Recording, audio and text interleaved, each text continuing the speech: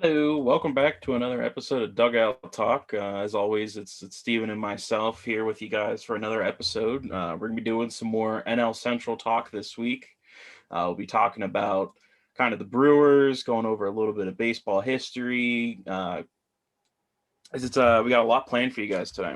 So, with that said, we'll just jump right into it.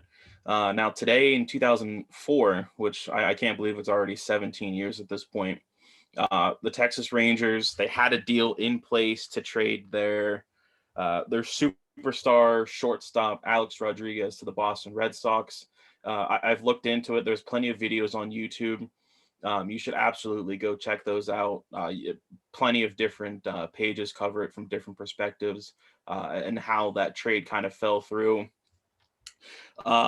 I know that Alex Rodriguez was willing to restructure his contract with the Red Sox, and the MLB Players Association wanted no part of that. They didn't want that to be something that was going to start to become kind of mainstay with MLB superstars getting traded. So they shut it down. And the Rangers, who at this point had already signed Rodriguez, to a $250 million contract, I believe it was 10 years. They needed to find a new trade partner. And so the Yankees kind of stepped in. They traded one of my favorite, if not my favorite player of all time, Alfonso Soriano. They traded him to the Rangers along with Joaquin Arias, who I believe was a player to be named later. Originally, Manny Ramirez was supposed to go to Texas in the trade. That would have been crazy. Who knows what Manny could have done down there in Texas. The ballpark in Arlington, how he kind of had that jet stream type of flow out to right center field. Who knows what he could have done with that? But A-Rod went on to have a very successful career with the Yankees. 2004, his first year there, he won MVP. He went on to win another MVP in 2007. Obviously, got a World Series ring in 2009 and retired, I believe, just 4 home runs short of 700 in 2016. Alfonso Soriano played 2 years in Texas, 2 pretty decent years. And then, moved on to Washington where he had a 40-40 season and, eventually had a productive career, came back to the Yankees. So that was that. I couldn't believe it. I was actually going to talk about Honus Wagner was going to be my day in history for today. But once I saw that the A-Rod thing happened, I was like, I got to go with the A-Rod thing. I always, for some reason, thought that Rodriguez got traded later into his contract. I don't know what went through my head with that because I've seen plenty of highlights from that 2004 ALCS. But man, this is the thing that gets me. I don't understand why you're going to sign a guy to a major contract like that and trade him 2 years into it. Yeah. It's kind of like the Nolan Arenado situation. They gave him that the Rockies gave him the biggest contract in team history, and then realized they couldn't pay him for it. So, and the Rangers weren't even in a big competitive situation at that point either. No, I mean you had the big bad Angels and the A's to some degree to deal with in that 4-team division. So, yeah, probably one of the biggest bust signings in baseball history. Anyway, we're gonna move on from that. Otherwise, I'll get in a tangent. My day in history happened in 1950, 71 years ago today. Former Giants players Mel Ott, who is pictured on the left, and Bill Terry, pictured on the right, received the most votes in the Hall of Fame voting, but they don't get inducted, believe it or not. I felt that was kind of interesting. But I guess it was 1950 was one of those years that no one got elected. I think it was actually before this class or this class ballot. I think this was the last time that no one had gotten elected to the Hall of Fame. So, okay, yeah. I've read up about kind of how the Veterans Committee kind of got started, and kind of how they were known for kind of getting their buddies into the Hall of Fame. Somewhere around the 50s, they were getting a lot of guys who had played previously. They were getting some guys who maybe Hall of Very Good, not necessarily Hall of Fame, just kind of doing some favors. But yeah, it's crazy to think that Mel Ott especially didn't make the Hall of Fame. Yeah, that year at least. All right, so we've got the Milwaukee Brewers to cover today. Probably their biggest off-season news is the naming rights that changed for their stadium. Miller Park will no longer be named Miller Park. It is now American Family Field. American Family, I had to look them up. They are an insurance company. I believe probably a local insurance company. I hadn't heard of them, but They're American. pretty national, actually. Okay. American Family Field, no longer Miller Park. It's a bit of a shame, but well, some of their off-season moves have actually been relatively decent. You look at some of their subtractions. Obviously, Ryan Braun, um, excuse me, he is still a free agent.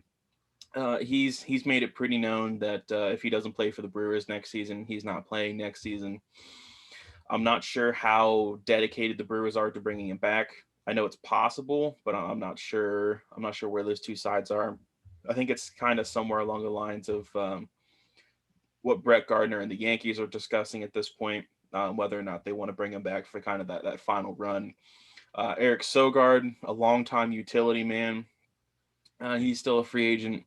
They lost Jed Jerko, Ben Gamel, Logan Morrison, Ryan Healy, Corey Nabel, Justin Grimm, Alex Claudio, David Phelps, and Brett Anderson. So a long list of guys that they lost. But thankfully for the Brewers, none of those guys were really huge important pieces. You could argue that outside of Braun, Jerko, they didn't have Jerko very long, but Jerko was a relatively mainstay in their lineup. Outside of those two and Corey Nabel, uh, they can survive the losses that they had, especially when you look at some of the offseason additions that they've brought in, mainly Colton Wong. They stole him from the Cardinals. A lot of people thought he was going to re-sign with the Cardinals. Him there in the middle of that lineup in Milwaukee is going to be big, I think. Billy McKinney's another guy. He should benefit a lot if he can get some major league time. He should benefit quite a bit from kind of the American Family Field atmosphere and kind of how it plays to hitters. Daniel Robertson, another utility guy. Luke Maley, who we talked about yesterday. Tim Lopez, Derek Fisher, who they just acquired yesterday in a trade with Toronto. And Jordan Zimmerman and Brad Boxberger, who they're bringing in on non-roster infights. It'll be interesting to see, especially with Jordan Zimmerman. If you could look back to his Nationals days, he was one of the top flight pitchers in baseball. And it's like the second he touched down in Detroit, it just it messed up. It was bad. I'm not sure how else to describe it. He had a god awful career in Detroit, but there's always potential that he can kind of bounce back. What have you kind of summarized from their offseason to this point? Um, I'm not really sure kind of where the Brewers feel like they are. Mm-hmm. It's it's really difficult to say. They locked up Christian Yelich not too long ago. They still have the contract of Lorenzo Cain that they got to pay. Um, kind of looking at what the Brewers are up to. Now, granted, they've made the playoffs 3 years in a row, but it kind of feels like it almost seems as if they're afraid their window is closing, Mm-hmm. but they're trying to piece everything together to see if they can keep that window open a little longer. Obviously, the Ryan Braun situation, the latest report I read was he's not interested in playing this year, but he's staying in shape. Okay. I don't know what that means. I'm guessing it means if an offer comes on the table that's right, he'll Mm-hmm. probably put the cleats on. And I imagine it would have to be with the Brewers. Yeah, Ryan Braun is one of the greatest Brewers of all time. I know he had that PED he scandal did. about He a decade did. ago, but he's still, the numbers don't lie. He's still one of the greats in Brewers history. So um, there's part of me that kind of hopes he comes back. He can get that nice little farewell tour, or not farewell tour, but get that nice little, let the fans get one last chance to see him, Correct. considering how last year went. Um, Other than that, I mean, and Corey Knebel, obviously, is another guy that he was kind of a big loss for them. But other than that, their losses were pretty minimal. Their Mm-hmm. additions have been pretty minimal. They still look like the same team that they've had. Um, in a lot of ways, I think it just goes to show Craig Counsell as a manager is pretty good at his job, to say the least. Yeah. Um, I don't think there's going to be a whole lot to worry about with this team. I'm not really sure their offseason additions put them over the top in this division, but I Hmm. do think that at the very minimum, they can at least stay competitive with everyone there. Ideally, if things are looking up and they're having a strong start to the season, maybe they can go out and add a little boost to the offense.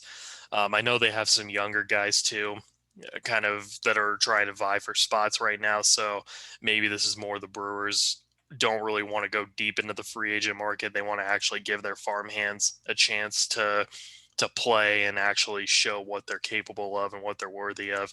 Hmm. And that makes complete sense too. And I also, the Brewers aren't a big market team, so it's not like they just have loads of money, especially now Yeah. that Christian Yelich is locked up. They're very Yep. strict on the finance books, but um, I kind of like what they've been doing. I'm just not really sure what's kind of going through the front office's mind, if they actually feel like they're going to be a competitive team, or if they think that this is more they're trying to stay competitive, but they know their chances are very slim of actually doing anything. Um, it'll be interesting to kind of see what takes place, and I'm not even sure if bringing Ryan Braun back is going to make them that much more Yeah. better. Braun is Yeah. definitely on the older side. I believe he's 35. Um, so I'm not really sure if there's anything more the Brewers can do at this point to necessarily improve, other than just hope that the guys who are on the team and who are coming up from the farm systems, um, and hope that they're going to actually perform the way that they hope they're going to. Yeah, the way I've kind of looked at their offseason is they've kind of gone side to side instead of forwards or backwards. Like the Pirates, it's very easy to see they took a big step back. I think the what kind of came to my mind while you were describing their offseason is that they're almost kind of trying to just bide their time. Um, Yeah, Keep enough of the main core there, the Yeliches and the Wongs. Colton Wong is there now, so kind of keep the main core there, keep them locked up, keep them happy, keep them confident, and then as you start to get these prospects, these high level prospects in, then you can kind of make your jump. I know the Cubs are going to take steps back. The Reds are going to take steps back. The Pirates are already behind them. It's possible they could finish second place yeah, um, in this division. And depending on whether or not the Cardinals deal with injuries, it's possible they may leapfrog them. I know that right. the NL Central has always been like a weird, dark, magical division where it seems like it's anyone's game. So I think the Brewers might actually be kind of going, kind of biding their time.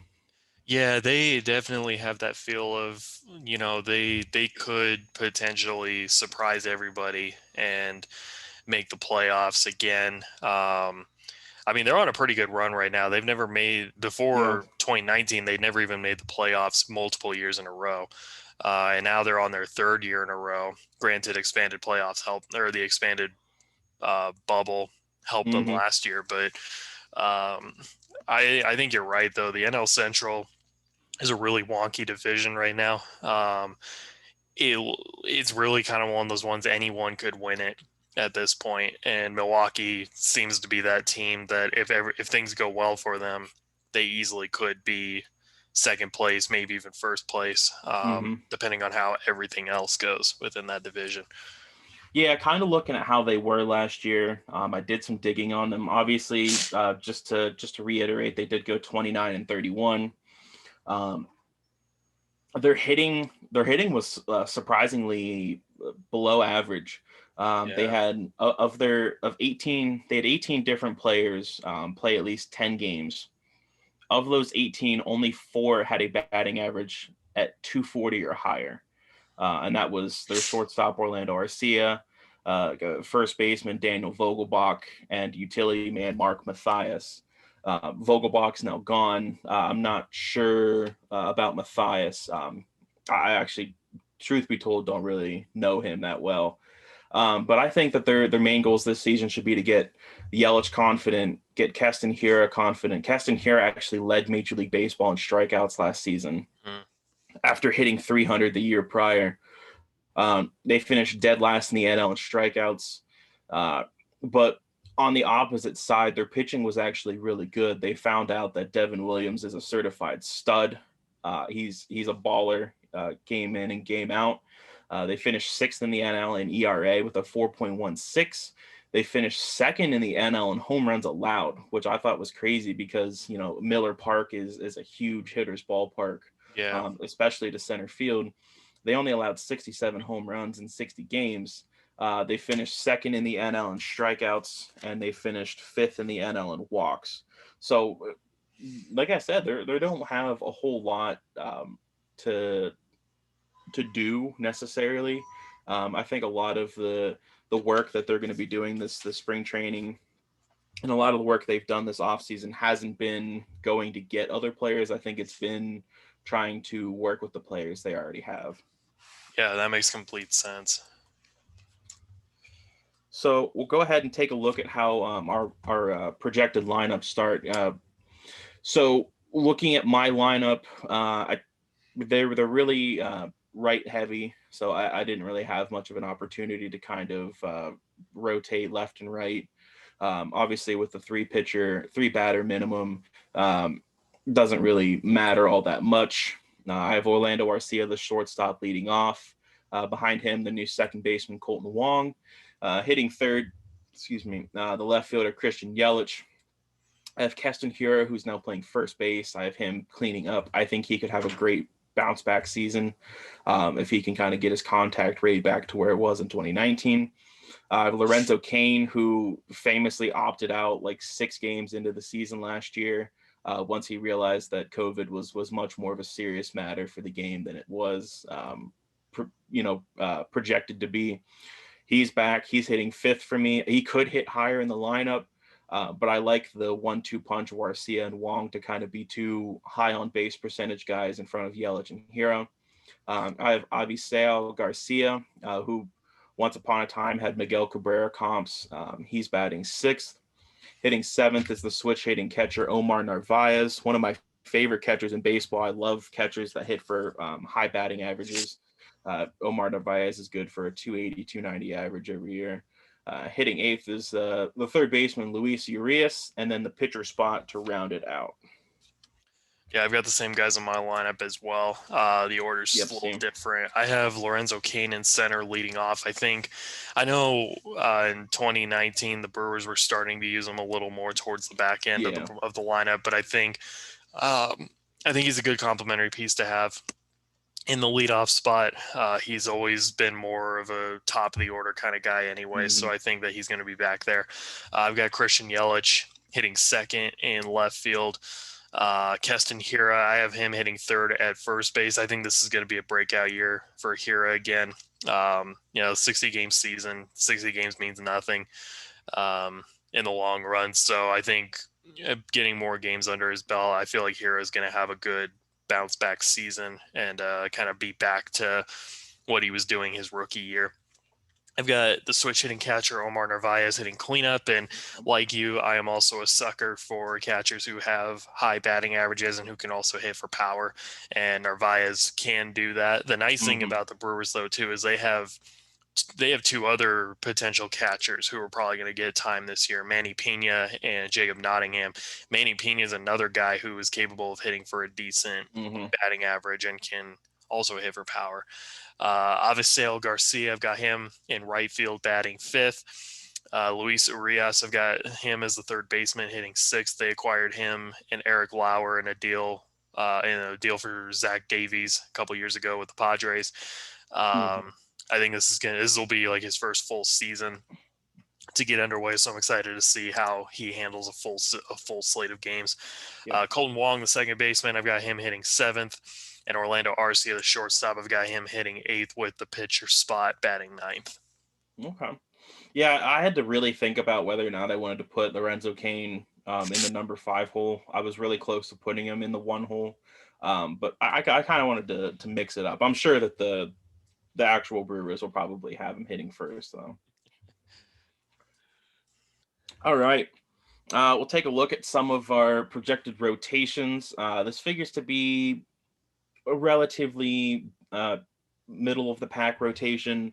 It's nothing too crazy. They're gonna hope for some breakout years, especially from Corbin Burns and Eric Lauer, and just hope that they can continue to develop Brandon Woodruff. With that said, I do have Brandon Woodruff as the opening day guy. I think he's probably above and beyond the best pitcher that they have, starting pitcher at least. I have Corbin Burns, the young righty, as the number 2 pitcher. 2019, he actually had a pretty decent year. So I'm going to hope that he can have more of that. I know he had kind of a down year last year. I have the veteran Josh Lindblom as the 3rd guy. I have Adrian Hauser as the number 4 pitcher, and then Eric Lauer, as we mentioned earlier, they acquired the trade from San Diego a couple years ago. I have him as the number 5 starting pitcher. Yeah, my rotation looks the same, or I have the same guys, just different spots. Brandon Woodruff by far is their best pitcher, I believe as well. He's really developed nicely over the last couple seasons. He's come through for them in big moments. Yeah, remember that 2018 NLCS? He got the game 1 start, hit the homer off Kershaw, and pitched a heck of a game. I believe he went 7 innings that game, only allowed like 2 earned runs or something like that. Yeah, he's been their best pitcher up to this point. I've got him as the ace.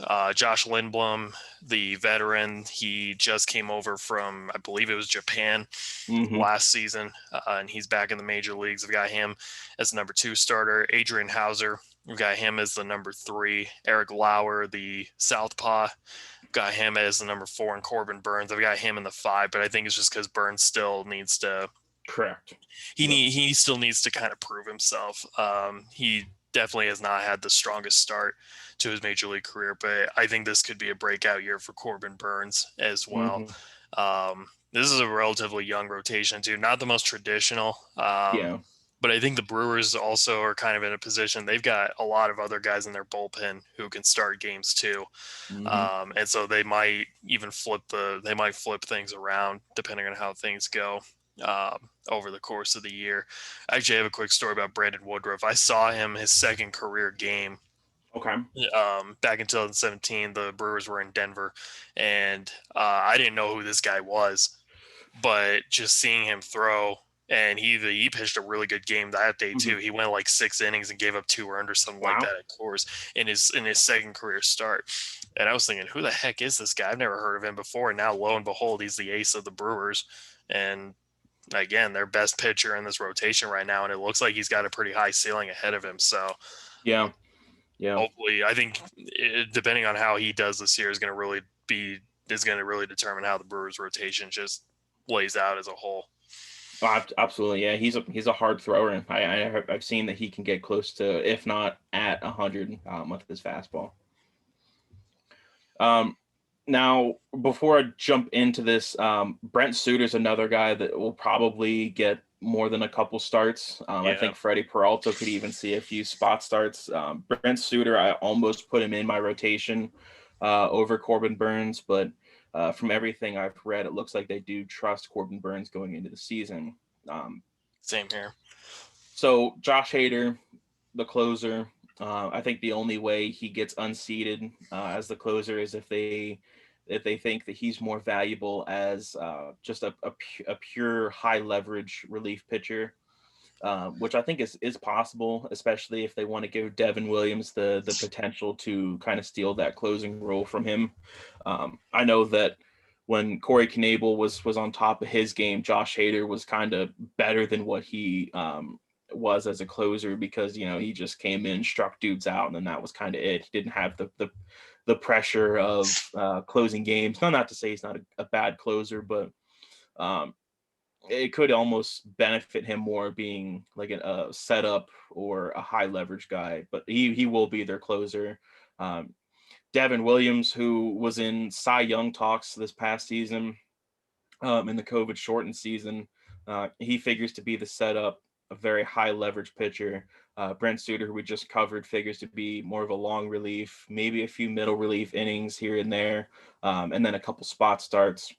Eric Yardley, Justin Talpa, Freddie Peralta, Ray Black, and JP Feyereisen, who's a former Yankee farmhand. I've seen JP Feyereisen at Yankee spring training, Yankee spring training games on TV for the past like 5 years. So I know plenty about Feyereisen. It figures to be a relatively decent rotation. Definitely like somewhere, I'd say somewhere around seventh or eighth in the NL. Definitely middle of the road. They're not gonna blow your socks off. They're really top heavy with Hader and Williams, and the rest of the guys are decent complementary pieces. But it'll be interesting to see which of those complementary pieces kind of turn into um, a high leverage, high end relief pitcher that can kind of turn their bullpen into kind of a three-headed monster type of scenario. Yeah, Devin Williams was nearly rookie of the year last year too. Yeah, I believe he yeah, finished. I believe he finished second or third. yeah. Unfortunately, Um, yeah, I don't know. I think it was justified. Relief pitchers, and especially in a shortened season, who's to say Williams would have continued that dominance in a full hmm year? But a .33 ERA in a 60 game season is pretty impressive in and of itself. hmm I mean, my bullpen looks exactly the same as yours. Josh Hader, I'm not like Hader's a great guy. Like he's a Yep. great pitcher. I'm just not really that high on him as a closer. Yeah, that's kind of where I'm at. I've seen in the past, it feels like he really struggles in those situations. Hader is one of those guys to me where he is very much either he's going to blow you away or you're going to rock him. Yeah. And he has a very similar feel to our oldest Chapman. And I remember in Chapman's days in Cincinnati, he was very much the same way. He was either lights out, or if a leadoff man got on base, he unraveled and hmm he couldn't get anybody out. And it feels that way with Hader sometimes, um, where he goes out there, he gives up a couple base runners, and most of the time he can get out of the jam. But those times when he can't, it doesn't look that great. Or with inherited runners on base when he comes in, it kind of hmm feels like he struggles in that as well. So I'm not sure how I feel about him being the closer all year long. Maybe to start the year, I'd be okay with it. Um, but for right now, I do have him as the closer, and then Devin Williams, I've got him as the setup man. Uh, I see Brent Suter, and to me, I actually think Suter probably is going to be in the rotation at some point in the year. Um, and I say that because Adrian Hauser to me feels more like a bullpen piece than a rotation piece. hmm Like, not saying that Hauser's a bad starter, but I think Hauser will be better off in the bullpen in the long run than he would be as an everyday starter. And maybe Council flips Suter and Hauser around depending on how Hauser does this year. Um, but right now, I do have Suter as a long relief guy, but I would like to see him in the rotation again.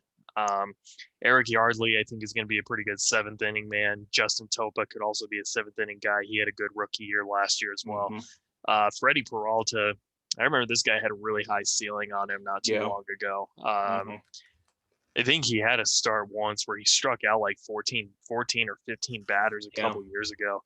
Yeah. Everyone was really high on him, and then he just absolutely fell on his face in 2019 and um, hasn't really gained that confidence back yet. So maybe bullpen is where he belongs, but I could easily see him getting a starting nod at some point too. Yeah. And then Ray Black and JP Feyereisen round out my bullpen as well. Justin Zimmerman, maybe I could see also if he has a good enough spring training, but just considering how things went in Detroit, I'm not sure if he has it really anymore. He originally Yeah. was in my starting rotation, but I decided against it before we got on because I'm not all that confident in his Yeah. ability. Yeah. Yeah. It's definitely more likely than not that he won't make the roster. Yeah, yeah, I'd have to agree. Yeah. So we'll take a look at some of our prospects. Why don't you go ahead and lead us off with your group of guys that you got? Yeah, so my three guys, pictured below on my side is number 6 prospect Aaron Ashby. Mm, Aaron is the nephew 14-year Major League veteran Andy Ashby, who was also a pitcher. He was on the San Diego Padres 1998 World Series team. Ashby is 22 years old. He's a left-handed pitcher in the Brewers system. He is a starter. He has 33 career starts in the minors, 37 games overall. He's thrown 183.2 innings pitched. He has a 7-13 record, but the ERA is at 3.53, 1.28 WHIP, which is walks and hits per 9 innings. But he's only allowed 9 homers in his whole minor league career. Wow. Yeah, and we were kind of talking about that. I was talking about that with the Pirates guys yesterday with Bolton and Kranick. And this is a guy who keeps the ball in the park. Now, I'm not sure how the minor league affiliates really play out. My grandpa was telling me yesterday about the AA park that the Pirates farm team plays at. It kind of sits in a valley, and so the ball doesn't really carry all that much to begin with. So I don't know if that's how the Brewers minor league affiliates stand as well, but I was looking at that and thinking, man, that's pretty good. Only 9 homers in 180 plus innings. And he's played across multiple levels of minor league ball too. So, I mean, it's not like he's just been in one place. So I think Ashby could be one of those guys the Brewers will look to later on, maybe as a September call-up, maybe earlier if they need some help in that rotation. I think this is a guy that the Brewers fans should be looking out for. Actually, all of my prospects are pitchers that I'm looking at. Dylan File is their number 25 prospect. He's 24 years old. He hasn't been nearly as impressive, but he's kind of been a rising star nonetheless. He's been in the minor leagues for quite a while now. 24-18 record, 3.65 ERA, 58 starts, 63 games overall. He's thrown just a little over 330 innings. He has a 1.24 WHIP. He's given up 31 homers across his minor league career. But this is a guy who's just more of a rising star than anything. And I think that of all the prospects they have, File could be one to watch for to get an opening day nod. So spring training, if he gets an invite, is going to be really important for him. But even if he doesn't get on the opening day roster, I could easily see this guy being on the team very quickly. Because I imagine, it's baseball. Injuries are going to happen. I imagine he's going to be one of the first guys to get called up if they need some reinforcements. So File's another guy Brewers fans should keep an eye on. And then the last guy I want to take a look at is Clayton Andrews. And Clayton Andrews, I found out, is actually a two-way player. He's listed as a left-handed pitcher and an outfielder. I did not see any stats for his hitting, so I'm not sure if he actually has played any outfield so far in his professional career, but he is capable of it according to the prospect line. He's 24 years old. He is 11-3, 2.83 ERA. In the minors, 58 games overall, so he's a bullpen guy, much like pretty much all the two-way players that are coming up, minus Shohei Ohtani. 92 and a third innings pitched. He has a 1.06 WHIP. He's also only given up 9 homers, and he has 11 saves. And Andrews, I think, projects to be playing a role at some point on the team this year. He might also be a September call-up, but if he has a really good start to the minor league season, I think we could see Andrews as early as June or July, if later September call up. But I could easily see him being on the big league team as early as June, if he really is having a good spring training. Yeah. Fun note. I was just looking up Clayton Andrews. He's got 63 career at-bats in the minor leagues, and he's actually got a 333 batting average. Okay. Right on. And a quick note before we jump, has your grandfather been to the Altoona Curve before? He has. Yeah, I'm only about an hour and 15 minutes away from their stadium. They have a theme park in their outfield, like outside of the outfield wall. It's like a grassy area, and then on the other side of that, they actually have a theme park. Right on. So like the whole right field view is just like a giant, like their biggest roller coaster they have is just kind of out there in right field.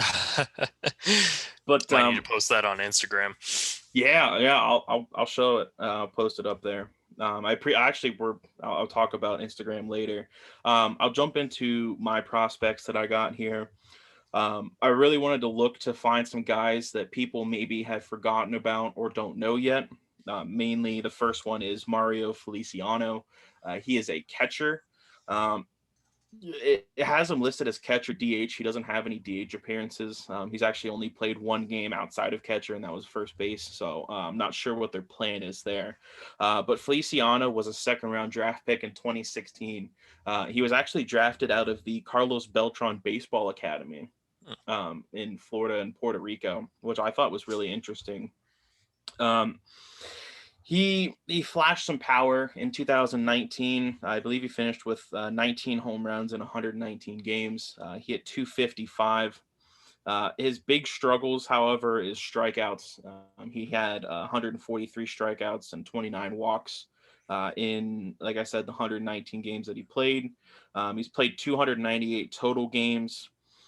So not not too big of a minor league resume. Um, he dealt with injuries in 2018, and from what I saw on MLB.com, it did say that his progress behind the plate defensively is kind of slowed down because of it. Um, he actually drew some comparisons to Gary Sanchez, a raw talent. Really, they said that he's got probably the highest ceiling and the lowest floor among the top 30 Brewers prospects. So they're not really sure what they have there quite yet. They think he could be anywhere from super good to kind of a big time bust. So it'll be interesting to see. He's only had some very slight Double A time in his career, so he will probably start this season out in Double A, and it's possible he could see as high as Triple A. And I would look for potentially seeing some major league time next year, depending on what they do with their three catchers that they have at the end of the year. The second guy I want to cover is the guy listed in the picture there under my guys. That is Corey Ray. He is an outfielder for them, mainly a center fielder. He's the 10th overall prospect in the Brewers system. He's 26 years old. He was taken fifth overall in 2016 out of Louisville. So this was a guy that had super high expectations. He was listed as good power and good speed. He nearly had a 30-30 season in 2018. I believe he had 27 home runs and 39 stolen bases.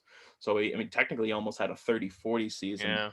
Um, his biggest issue, like Feliciano, is strikeouts. Um, 496 strikeouts in 376 games. Not good. In 2018, he had a 17.5% swinging strike rate, which would have ranked 15th most often among major league players.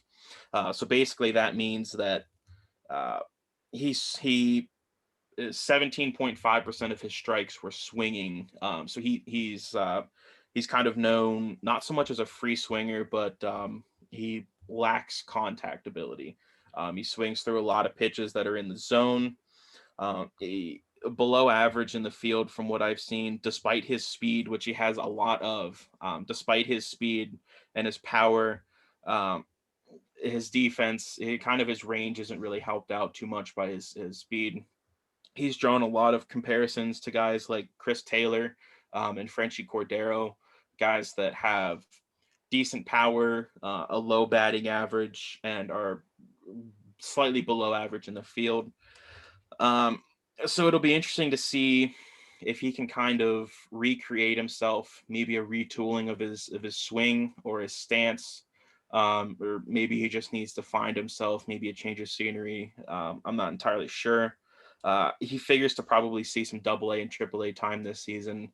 Uh, Maybe he gets a call up, depending on maybe injury replacement. I don't see him being one of their September call ups.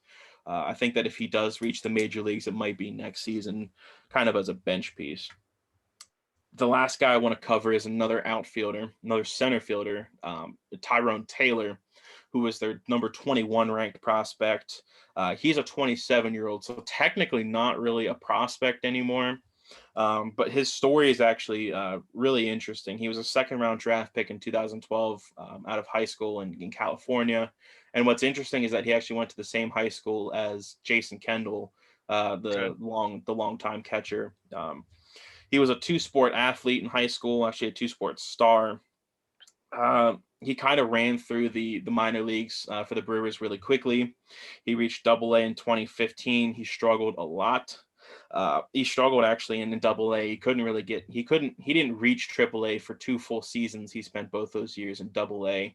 Oof. Um, and after the 2017 season, he retooled his swing, and he absolutely broke out in 2018. He found his power. He doesn't have a whole lot of speed, but he's got a really good contact rate. Um, he's 785 minor league games in his career to this point. He's a 269 hitter, 67 home runs. Most of those home runs have come in the last three or so minor league seasons, and he has 365 RBI. He's also appeared in 37 major league games, a couple in 2019 and a couple in 2020. 37 games to be exact. He's a 271 hitter with two home runs and seven RBIs, so not a lot of contribution at the major league level. He's listed as having above average defense, and it is actually possible that he does see potentially some time on the major league club this year as a bench piece, maybe a platoon role if he can excel in AAA. But I think they're going to probably look to get him a lot of at bats, and I think that's going to happen in AAA more so than in the major league club. Yeah, I think I could easily see him being a bench piece. I know he had one game in particular last year against the Tigers that Hmm. he just raked that game. I remember I think he was the top performer for that day, and I don't have his exact numbers, but um, he's a guy I've been keeping my eye on him too. I feel like I agree with you there. I think he could easily be a bench piece for them. Come down the line, maybe even take over starting duties at some point Hmm. in the year, depending on how things go. But um, yeah, I imagine as a 27-year-old, he probably doesn't have much more to Yeah. prove in the Yep. minors. So it's, I guess, in the Brewers' case, it's either bring him up or trade him, one Yep. or the other. Do something. Yep. Yeah. A nice group of guys. Yeah, yeah, most definitely. So now we got this page here. Um, you can always check us out online. You can find our username on Facebook is at Real Dugout Talk. Twitter handles at Dugout Talk One. Our Instagram is at Real Dugout Talk. Our YouTube is Dugout Talk, and just started yesterday. I'll probably post my first video later today. We will be joining TikTok. Okay. Um, I'll be probably the main man in charge of that moving forward. Um, my goal for TikTok is probably just to give you guys like up to the minute updates. I know that people scroll through TikTok a lot more often than they probably shouldn't. So I'll probably as we have like roster moves, trades, maybe big performance once we get the season underway, big performances and stuff like that. I'll probably just, a minute long video, discuss kind of the day, what happened, if anything important happens, maybe go behind the scenes into what we do, and just general, just fun stuff. It's gonna be a lot of fun stuff over there on TikTok. Yeah, just gotta get active on that social media, any platforms Absolutely. that are out there. I personally don't use TikTok, so I don't know how it works, but it seems like everybody I know does. Yeah. Yeah. But no, that's good. That's good stuff right there. Well, thank you guys for being with us today as we covered the Brewers. We hope you enjoyed today's episode. I know it seems a little quicker, probably seemed a little quicker Yeah. today. Yeah. It felt Uh, really quick. yeah, it happens sometimes. We covered the same amount of stuff though, Hmm. as well as far as everybody that we've done. But again, we appreciate you guys being with us and just following us on our social medias and just watching us, listening to us.